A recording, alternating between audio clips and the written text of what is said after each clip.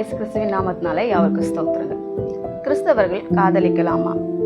அந்த காலத்துலலாம் காதலிக்கிறவர்கள் எப்படி இருந்தாங்கன்னா, எனக்கு தெரிஞ்சு நான் சின்ன வயசாக இருக்கும்போது எங்கள் ஊர்லலாம் ஒருத்தரை விரும்புகிறாங்கன்னா யாருக்கும் தெரியாமல் விரும்புவாங்க. ஒருவேளை அவங்க வீட்டில் கேட்டு பார்த்து அவங்க யாரும் சம்மதிக்கலைன்னா ஊரை விட்டு ஓடி போயிடுவாங்க.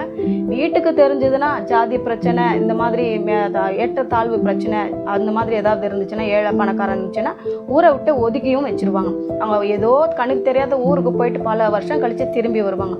இப்படி தாங்க அப்படி இருந்தது.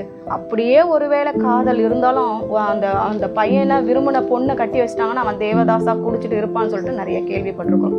இப்போ இருக்கிற காதல் எப்படி இருக்குது தெரியுமா? இப்போ இருக்கிற காதல் மிகவும் மோசமானது. ஒரு உலகத்தார் ஒரு பழமொழி சொல்லுவாங்க, ஆசை 60 நாள் மோசம் 30 நாள்னு சொல்லுவாங்க. இன்னைக்கு இருக்கிற காதல் அப்படிப்பட்டது தான்.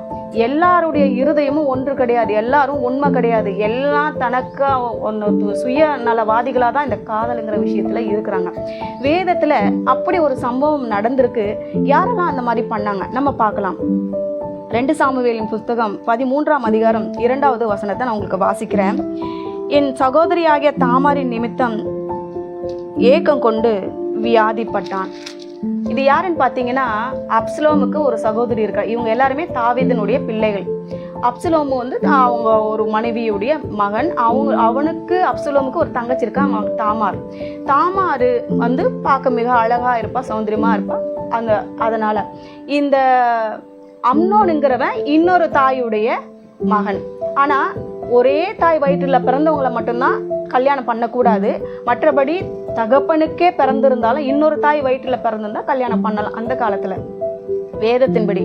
அப்படிதான் இவன் என்ன பண்ணானா, அம்னோன் தாமார் மேல ஏக்கம் கொண்டு வியாதிப்பட்டான் அப்படின்னு சொல்லப்பட்டிருக்குது. இது வியாதிப்பட்டு ரொம்ப ஒரு நாளுக்கு நாள் மெலிஞ்சு போறான். அவன் ரொம்ப வேதனைப்படுறான், கவலை, ஒரு எதுல இன்ட்ரெஸ்ட் இல்லை, வேலை செய்ய விருப்பம் இல்லை, சோகமா இருக்கிறான், கண்ணீர் வடிக்கிறான், எப்பவுமே இப்படியே தான் இருந்துட்டு இருக்கான். இதனால அவனுடைய ஃப்ரெண்டு ஒருத்தன் அவங்ககிட்ட கேட்கறான், நீ ஏன்டா அந்த மாதிரி இருக்க, என்னடா ஆச்சு உனக்குன்னு சொல்லிட்டு நான் அந்த வசனத்தையும் உங்களுக்கு வாசித்து காமிக்கிறேன். அதே 13ஆம் அதிகாரத்துல 4வது வசனம் வாசிக்கிறேன் பாருங்க. அவன் இவனை பார்த்து, ராஜகுமாரனாகிய நீ நாளுக்கு நாள் எதினாலே இப்படி மெலிந்து கொண்டே போகிறாய், அதை எனக்கு சொல்ல மாட்டாயா என்றான்.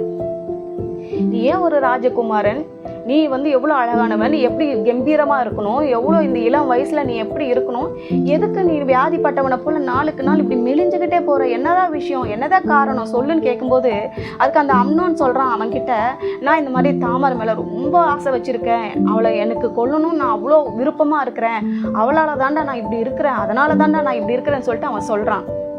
உடனே அவன் ஒரு ஐடியா கொடுக்குறான், நீ வியாதிப்பட்டவனை போல படுத்துக்கோ, இந்த மாதிரி எனக்கு அவள் கையால் சமையல் வேணும், பணியாரம் சுட்டு கொடுக்க சொல்லு, அப்போ நான் எனக்கு சரியாயிடும்னு சொல்லு, நீ அப்படி உங்கள் அப்பா கிட்ட சொன்னீன்னா உங்கள் அப்பா சொல்லுவார், உனக்கு எல்லாமே நடக்கணும். இவன் தாவீது வரான், தாவீது கிட்ட சொல்கிறான். அவன் என்ன நினைக்கிறான், எல்லாரும் நம்முடைய பிள்ளைங்க, சகோதர சகோதரிகள், அவன் உண்மையான ஒரு இதுவாக நினைக்கிறான். ஆனால் இவங்களுடைய சதி திட்டம் தாவீதுக்கு தெரியாது. அதே போல் அவங்களும் சொல்கிறாங்க, அவளும் பாவம் இன்னசென்ட்டாக என்ன பண்ணுறா, அவங்களுக்கு எல்லாமே சமைச்சு கொடுக்குறா, அன்பாக பார்த்துக்கிறா, பாசமாக இருக்கிறா.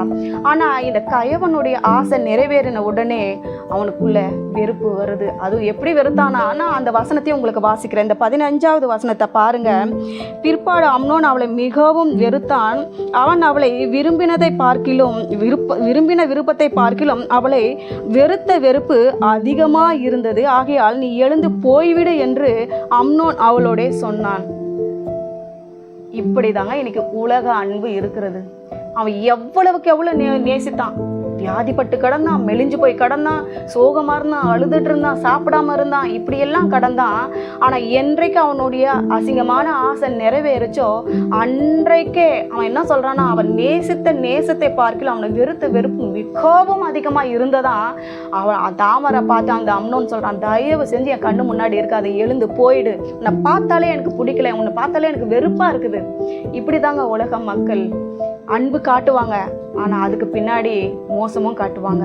இன்னைக்கு எல்லாரும் கிறிஸ்துவ பிள்ளைங்க என்ன நினச்சிட்டு இருக்கிறீங்க, காதல் ரொம்பவும் சுகமானது, காதலிச்சுட்டா பெற்றவங்களை எதிர்க்க தோணுது, கடவுளையே எதிர்க்க தோணுது, எல்லாரையும் வெறுக்க தோணுது, குடும்பம், பணம், வசதி எதுவுமே வேண்டான்னு தோணுது, அந்த பையன் மட்டும் பக்கத்தில் இருந்தால் போகணுன்னு தோணுதா? இந்த அம்னோன் எப்படி தாமரை வெறுத்தாலோ அதுதான் இன்றைக்கு உலக நியதி.